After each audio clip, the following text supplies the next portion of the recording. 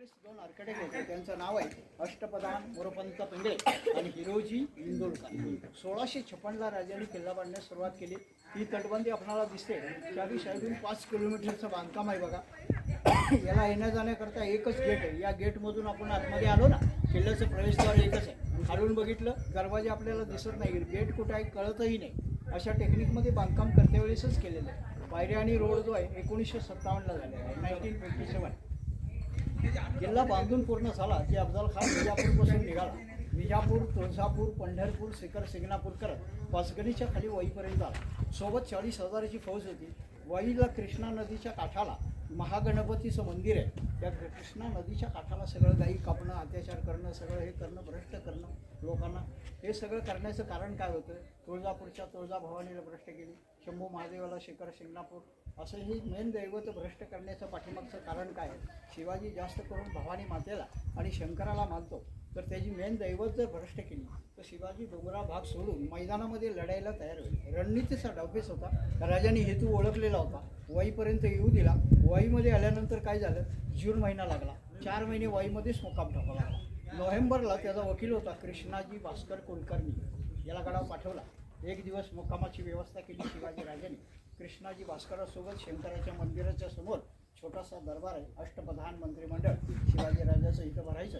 त्या दरबारात बसून राजांनी खलबत केली आणि वकिलासोबत सल्लामसलत करून कसं त्याला वाईपासून इकडं आणता येईल हे नियोजन केलं. कारण तो बसल्यानंतर वाईलाच बोलत होता राजा, तुम्ही इकडे कशाला बोलवताय, तुम्हीच या तिकडं असं बोलत होता. राजास कल्पना होती मोठेभर मावळे घेऊन जाऊन मोगलांच्या समोर आपला निभाव लागणार नाही, त्यामुळे ही शक्कल लढवली.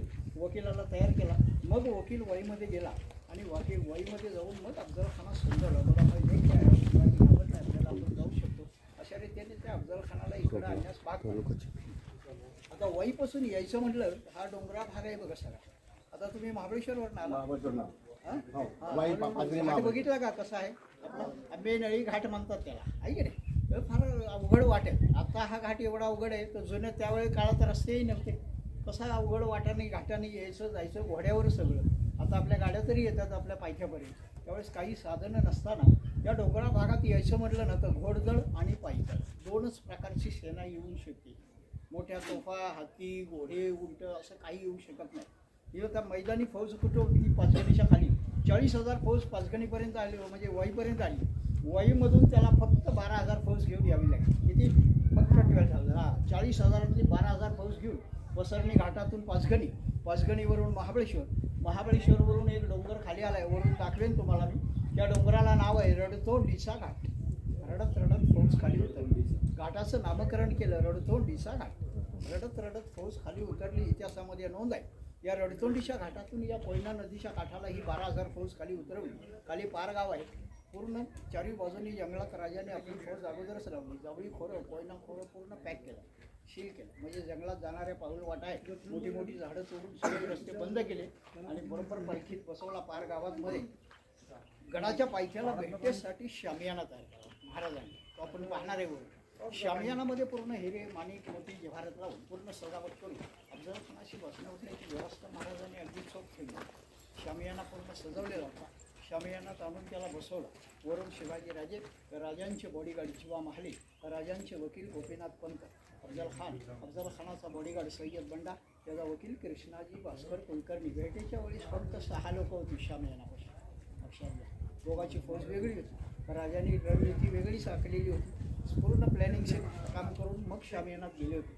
महाराज शामियानात पोहोचले. अफजल खान, दिफाड अफजल खान. हाईट किती आहे बघा? त्याची उंची आहे 7.5, 7.5 फुटाचा देव होता. लोखंडी पहार दिली ना, असं 4 चाकडा करायचा.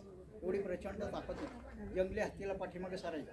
एक बोकडं नसट्याला लागायचा, ऐकेल, एक बोकडं नसट्याला लागायचं. सर्वात छोटं कुटुंब होतं बघा. 64 बायकाचा धनी होता.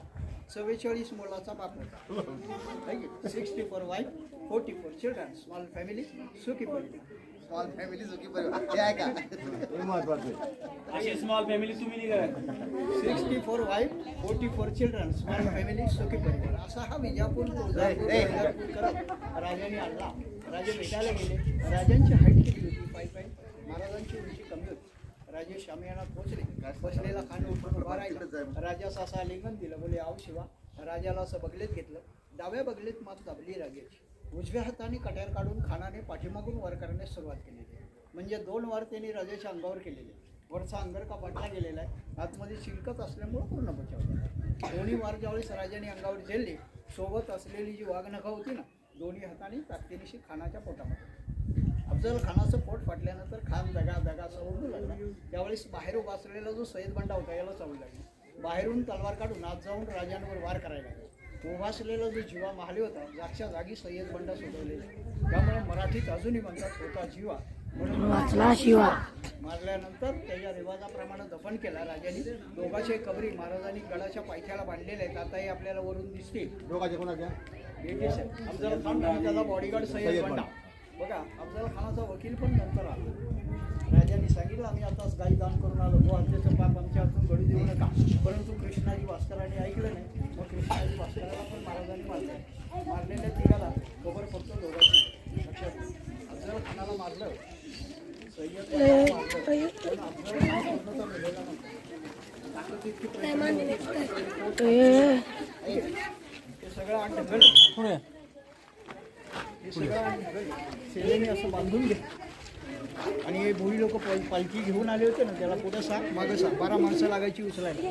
तो मेना त्याला पालखी आपण मग तर मेन्यामध्ये त्याला 12 माणसं पुढं सांग मागं सांग 12 माणसं लागायची. एवढा बोलला होता. पालखीचे भोई लोकांचे पाय तोडल्यानंतर पालखी खाली पडली. जसा मेना खाली पडला, साहेब बाहेर आले. जशी मुंडी बाहेर काढली ना, त्यावेळी संभाजी पावशी कोंढाळकरांना मुंडकं छाटलं. त्यावेळी अफजल खान पूर्णतः मेलेला आहे. लक्षात घ्या, नाही तर अफजल खान मेलेलं नव्हतं. हे मुंडकं छाटून समोर ठेवलं होतं. हा जो टावर आपल्याला बघा, टेहळणी बुरुज बरोबर भवानी मातेच्या समोर आहे. हे भवानी मातेचं अर्पण केलं होतं. नंतर कुठे नेलं? शिवाजी महाराजांची आई जिजामाता राजगडावर.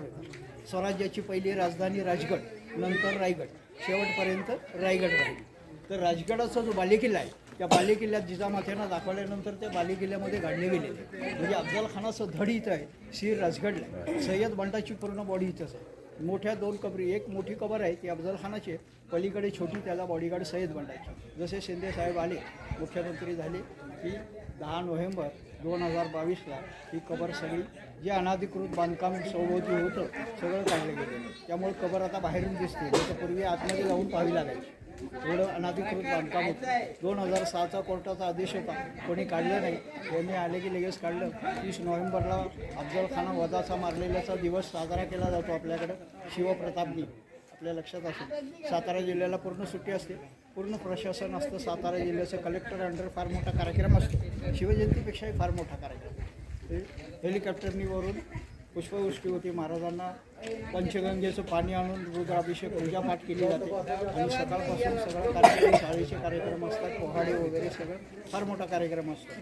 सगळे आमचे स्थानिक लोक पण आम्ही इन्व्हॉल्व असतो त्याच्यामध्ये. आम्ही गडावर राहणारी जी मंडळी, कुटुंब आहे, राजाच्या काळापासून त्यावेळी चालू आहे. गडकरी मंडळी आहे, भवानी मातेची सेवेकरी आहे. आम्ही आईची पालखी निघते, त्याला पालखीची भुई म्हणतात.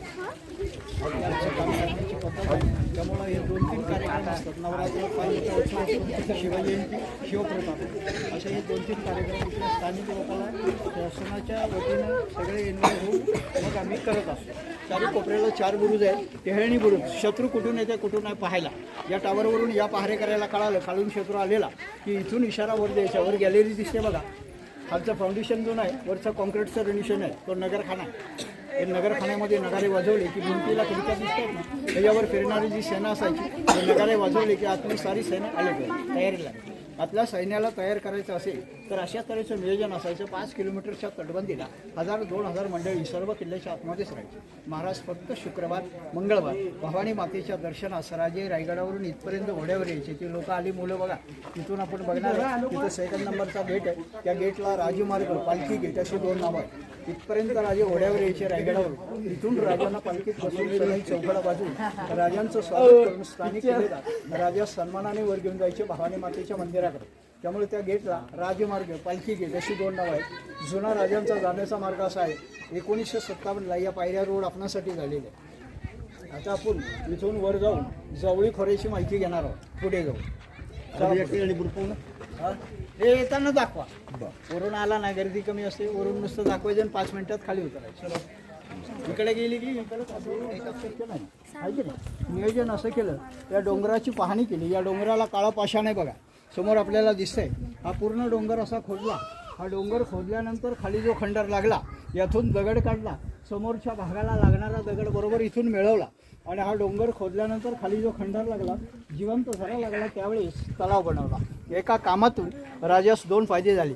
तटबंदी बांधायला दगड मिळवला, एवढ्या उंचावरती पाणी पावसाळ्यामध्ये पूर्ण भरतं. किल्ल्यामध्ये 4 तलाव बांधून घेतले.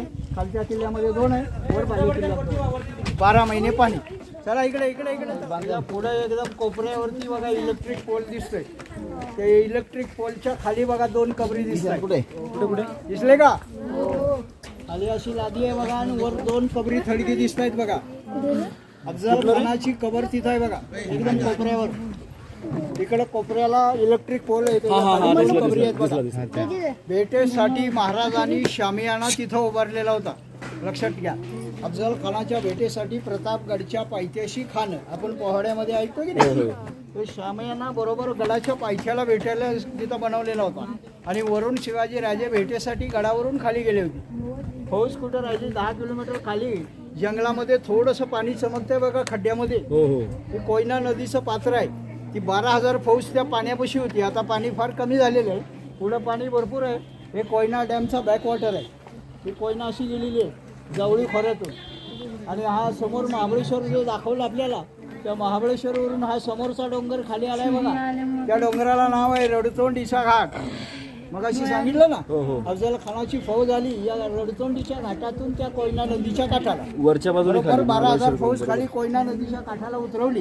म्हणजे अफजल खानाची, एक लक्षात घ्या, अफजल खानाची फौज कुठं राहिली बघा. आणि त्याला कुठून वर आणला, फौजेपासून गाफील किती राहिला बघा. वरून खालून सांगून लक्षात येत नाही, वरून बघितल्यानंतर कळतंय. ही भेटीची जागा इथं आहे. फौजीची लढाई खाली झाली तर पाणी दिसतंय तिथं. म्हणजे एवढ्या लांब फौज खाली राहिली, पण जंगलात 4ही बाजूनी राजाने आपली फौज अगोदरच लावली. म्हणजे फौजेपासून गाफील ठेवली. शेवटच्या क्षणापर्यंत कुठल्याही प्रकारची शंका निर्माण होऊ दिली नाही राहिली. असं वातावरण निर्मिती ठेवली. त्याच्यामुळे ही लढाई झालेली. या लढाईमध्ये जे सफल झाले महाराज, त्याचं कारण हे संपूर्ण प्लॅनिंगशीर काम केल्यामुळं संपूर्ण लढाई जवळी खोरं आणि कोयना खोऱ्यामध्ये झाली. 12,000 फौजीची. आता इथं मोठा एक हॉल होता, वरती एक हॉल होता, खाली 20-25 रूम होते. सगळं अनाधिकृत बांधकाम काढल्यामुळं कबर आता आपल्याला बाहेरून दिसते, नाही तर पूर्वी आतमध्ये जाऊन पाहावी लागायची अफजल खानाची. आपण चाललो पायऱ्या बघा 1957.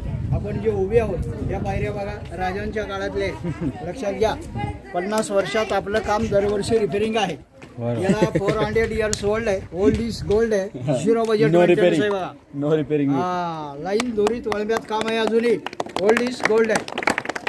चला आता इकडं असे वर खाली बसून घ्या. एक फोटो घ्यायचा आहे आपल्याला. समोर असं इकडे नाही, माझ्या उजव्या हाताला. सगळे आले पाहिजे.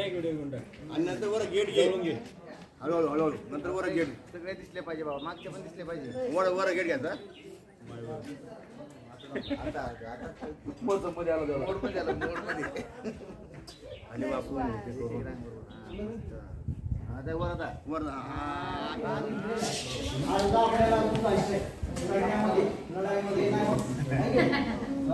राजांच्या काळात लढाई करून किल्ला जिंकायची. किल्ल्यामध्ये डबल किल्ला असायचा, त्याला बाले किल्ला म्हणायचे.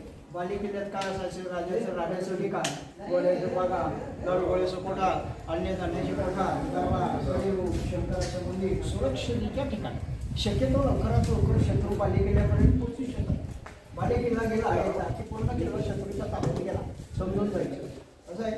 आता जे राजकारणाचे बाली किल्ले, राजांचे बाली किल्ले फार वेगळे बांधावे लागेल. आता कसं आमच्या इकडे बघा 80 शिटा बाली किल्ला शरद पवारचा संपला सगळा.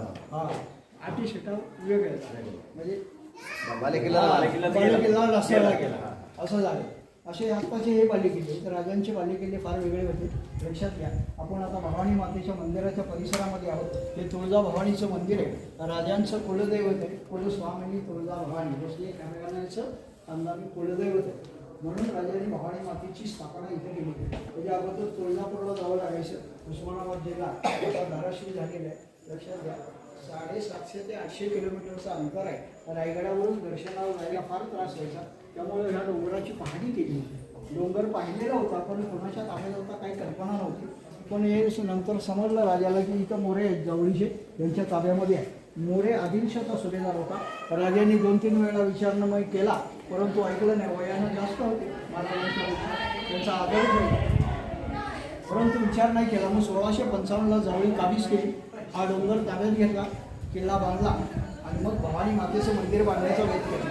हे मंदिर बांधायचं वर होतं पण जागा साफ करत असताना स्वयंभू शंकराची पिंड मिळाली. मग शंकराचं मंदिर वर बांधलं, भवानी मातेचं मंदिर खाली बांधलं. त्याच्यासमोर बरोबर दरबार आहे, आपण जाणार आहे तर हे स्वयंभू शंकराचं स्थान तिथं होतं. तिथं जागेवर त्या शंकराचं मंदिर आहे, भवानी मातेचं खाली. त्या ठिकाणी हे सगळं दगडी मंदिरवर कशापर्यंत दिसतंय. दोन्ही गाभारे जुने दगडी बांधकाम आहे. 1661ला राजाने भवानी मातेची स्थापना केली. आतमध्ये आपण पाहणार आहात भवानी मातेची मंदिरात जी मूर्ती आहे या मूर्तीचा दगड कुठून आणला. नेपाळमध्ये गंडकी नावाची नदी आहे. या गंडकी नदीमध्ये कोणचा दगड आहे. शालिग्राम कसोटी. आता अयोध्येला आणला बघा राम मंदिर आहे, तो दगड तिथूनच आणला. 400 वर्षापूर्वी काही साधनं नसताना राजाने दगड तिथून आणला. मंबाजी नाईक पानसरे पाण्यातून मूर्ती आणल्यामुळं आडनाव पानसरे, या पानसरेने ही दगड मूर्तीचा आणला.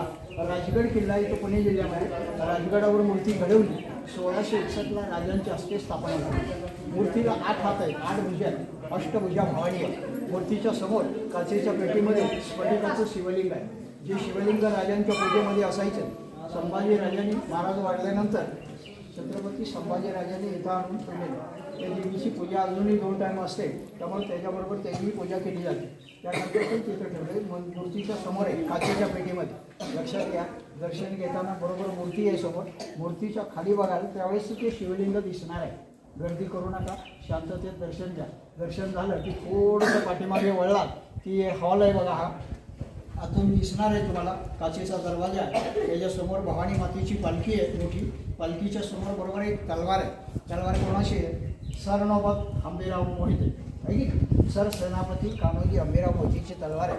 ज्यांनी अफजल खानाच्या युद्धामध्ये कोयना नदीच्या काठाला 12,000 सैन्यापैकी 600 लोक मारलेली. एका माणसाने एका लढाईमध्ये एका तलवार. लक्षात घ्या, त्यांची ओरिजिनल तलवार आहे. आता आपल्याला पाहायला मिळेल. आंबेराव कोण होते.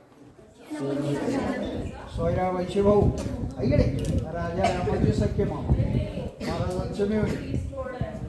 हां, पण संभाजी राजाला स्ट्रॉंग बनवलं कोणी. आंबेर मामा ऐकले. तसं राजाराम जरा साधारण होतं, म्हणजे असे तब्येतीने नव्हता, शांत स्वभावाचं. पण स्ट्रॉंग म्हणाल तर संभाजी आहे की नाही. शिवा शेर के जबडे में हात डाले तो पीछे तक खाल डाले, असं संभाजीचं वाक्य.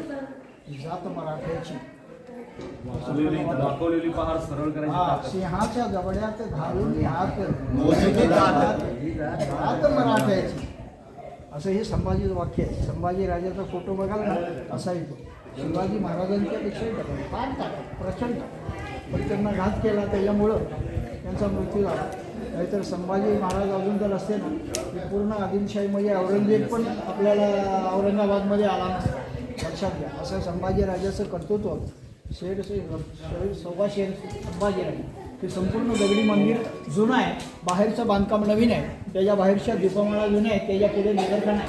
त्याच्या पलीकडे छोट्या छोट्या तोफा आहे ज्या खांद्यावर घेऊन तटबंदीवरून जे मावळे फिरायचे त्यांच्याकरता. आता आपण उचलू शकत नाही, एवढं वजन आहे. त्यावेळेचा मावळा खांद्यावर घेऊन भिंतीवरून फिरू शकत होता. आता कसं झालं, आपलं सगळं फूड बदललेलं आहे की नाही. त्यावेळेस कसं होतं, कांदा, लसणाची चटणी, भाकरी, लोण्याचा गोळा, आता कसे वडापाव, पिझ्झा, बर्गर, मॅगी, सगळे मावळे कमजोर झाले. त्यामुळे आपण हे उचलू शकतो असं. सावकाश लाईनशीट जावा, दर्शन करून ट्रान्सफरच आहे.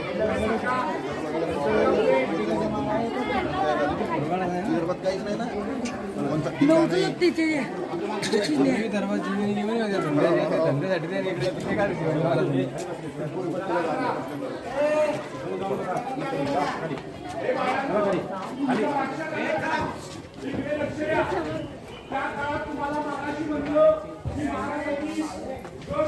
चल रे वंडा, चल रे समर्थ, समर्थ चाल.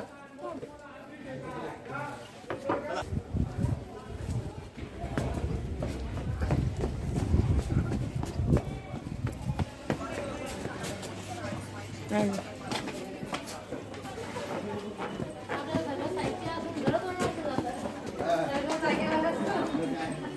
आपली पॅन्ट खाली होते.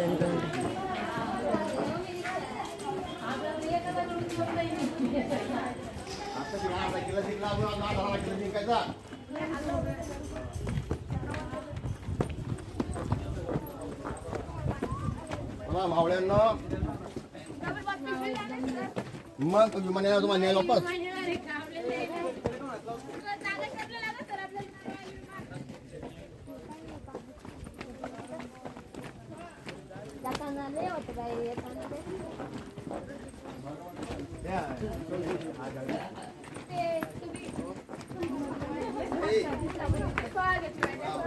कितना मना है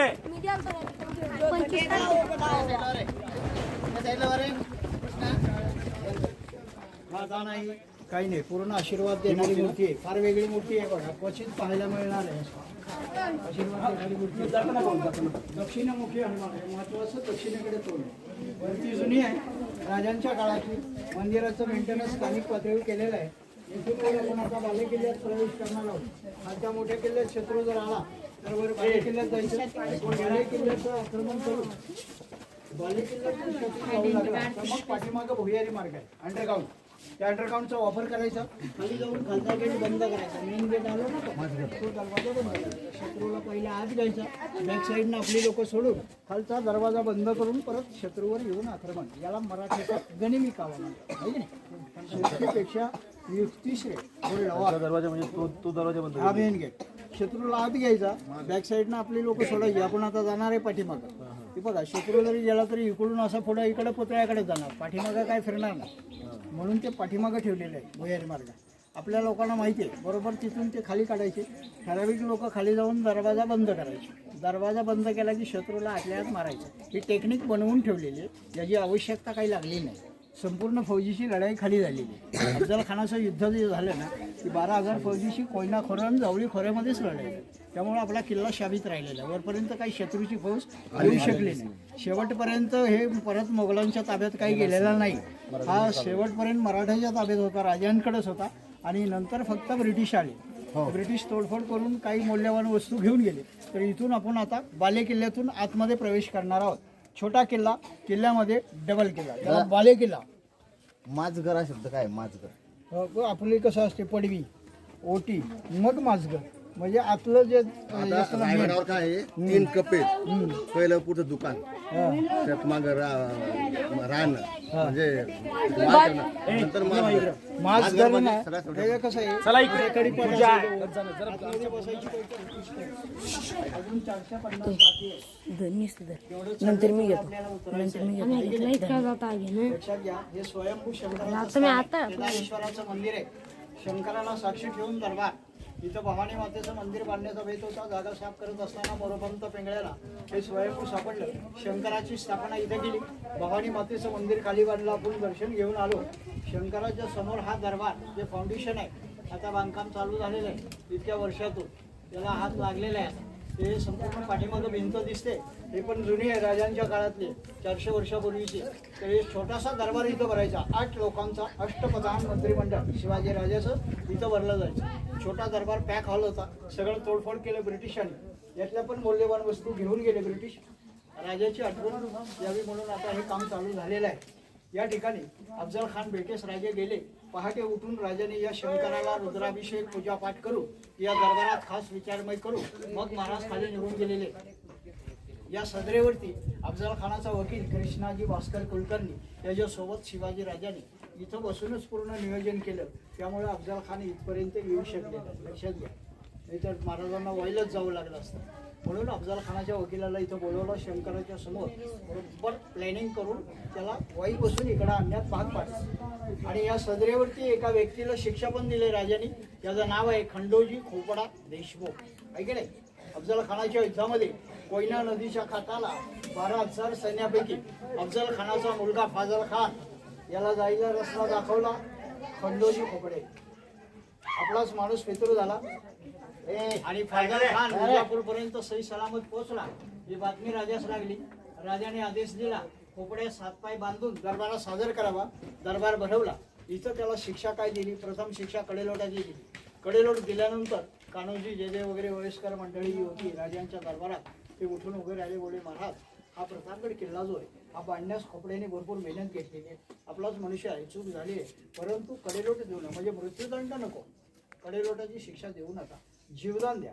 जिवंत ठेवून शिक्षा काय द्यायची राजाने विचार केला आणि शिक्षा अशी दिली बघा. उजवा हात आणि डावा पाय या खंडोजी खोपड्याचं इथं कलम केलेलं आहे. उजवा हात अशा करता की परत स्वराज्यासाठी तलवार धरता येऊ नये, डावा पाय त्याचा अशा करता की परत घोड्यावरती बसता येऊ नये. ऐकडे हा पाय टाकल्याशिवाय घोड्यावर चढू शकत नाही, या हातात तलवार घेतल्याशिवाय लढू शकत नाही. एक योद्धा जो आहे याला दोन्ही आवश्यकता आहे. लढाईमध्ये गद्दारी केल्यामुळं परत लढाईला जाणे नाही. एका व्यक्तीला शिक्षा दिली की दरबारातील ऑटोमॅटिक 5-50 मंडळी पाठीमागे सुधारली जायची. तुम्हाला मिळते ना? ही जुनी परंपरा आहे छत्रपतींपासून.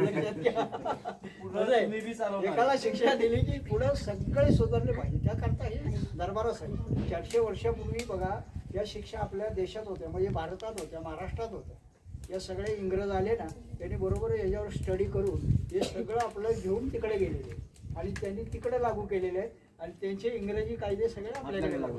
आपली त्यांची आहे तारीख पे तारीख आहे का नाही? निकाल लागतच नाही, केस होत नाही, शिक्षा होत नाही. कुणी आयुष्यभर मस्त हसत खेळत जीवन जगतो. हा आता बघा तिथं कसं आहे, हात लावला हात ठेवला, डायरेक्ट शूट म्हणजे शूट.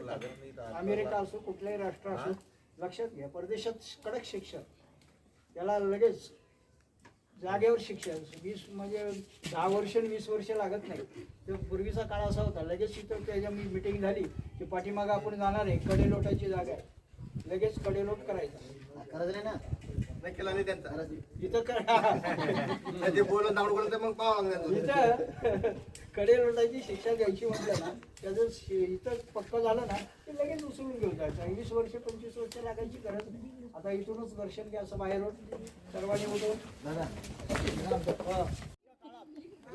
ऐका रे, त्यांना जाऊ दे. ज्या व्यक्तीची शिक्षा दरबारास पक्की झाली त्याला इथं आणला जायचा, हातपाय बांधायचे, जिवंत पोत्यात भरायचा, पोत्याचं तोंड घट्ट बांधून कड्यावरून लोटून द्यायचा. पनिशमेंट सजाय मौत. याची हाईट आहे 3543 फूट, सर्वात हायएस्ट पॉईंट आहे किल्ल्यावर. कड्यावरून लोटून देणे 3514. आता जे पोता स्मारक दिसतंय राजाचं, त्या गोयच्या अगोदर या ठिकाणी त्यांचा छोटासा राजवाडा होता.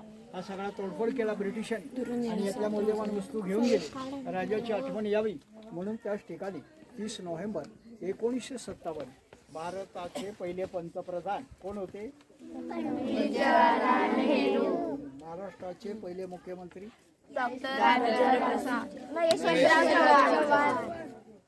भारताचे प्रधान पंडित जवाहरलाल नेहरू.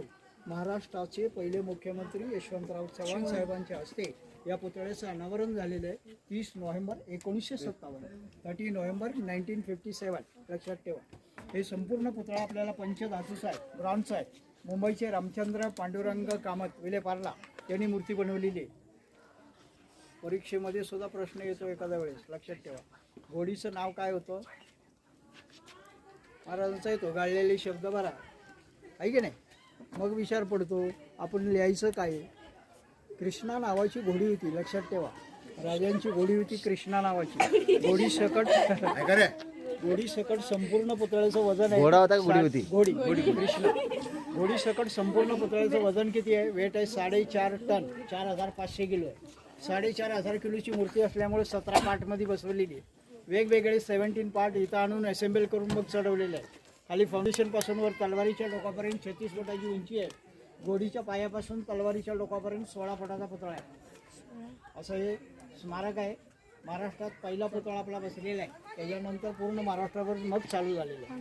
कारण भारत म्हणजे चळवळ जी संयुक्त महाराष्ट्राची चळवळ होती त्याच्यानंतर पहिला पुतळा आपला इथं बसलेला आहे. त्यामुळे यशवंतरावांची मेहरबानी आहे. इथपर्यंत गाडी येते आपली, हा रस्तापर्यंत हे झालं. त्यामुळे महाबळेश्वरवरून टुरिस्ट इथे यायला लागले, असं आहे, लक्षात घ्या. त्याच्यानंतर आता एकनाथजी शिंदे साहेब यांनी हे किल्ल्याचं पूर्ण संवर्धनासाठी 200 कोटी रुपये टाकल्यामुळं हे पूर्ण किल्ल्याचं काम चालू झालेलं आहे. त्यामुळे आता 1-2 वर्षात किल्ल्याचं अजून संपूर्ण व्यवस्थित हे होईल. एक असं संयुक्त वन व्यवस्थापन समिती किल्ले प्रतापगड याच्यामार्फत मेंटेनन्स केलं जातं. पुतळ्याची व्यवस्था सातारा जिल्हा परिषदेकडून ठेवली जाते. 4.5 टन वजनाची मूर्ती आहे. पंचधातू ब्रॉन्झ. गोडीचं नाव कृष्णा गोडी. हे बघा, कवी भूषण एक वाक्य लिहून ठेवलेलं आहे त्यावेळेस. कवी भूषण माहिती आहे का? ऐकून कोणाला महाराजांच्या सोबत असायचे, काव्य लिहायचे. त्याच्यामध्ये काव्य असं लिहून ठेवलेलं आहे त्यांनी. काशी की कला मथुरा में जाती, में मस्जिद बसती, अगर ना होते शिवाजी तो सबकी सुन्नते होती. कळालं काय? अगर शिवाजी महाराज जर नसते महाराष्ट्रात, इकडं महाराष्ट्रामध्ये छत्रपती शिवाजी, तिकडं राजस्थानच्या साईडला महाराणा प्रताप, हे दोनच राजे भारतामध्ये महाराष्ट्रामध्ये असून भारतामध्ये वर्षात घडले की ज्यांनी हिंदू धर्मासाठी रक्षण करण्यासाठी, स्वराज्य स्थापित करण्यासाठी शून्य निर्माण केलेलं आहे. लक्षात घ्या, एकही किल्ला छत्रपती राजाकडे नव्हता, आहे की नाही? वडील कुठं? आदिलशाहकडे दरबारात.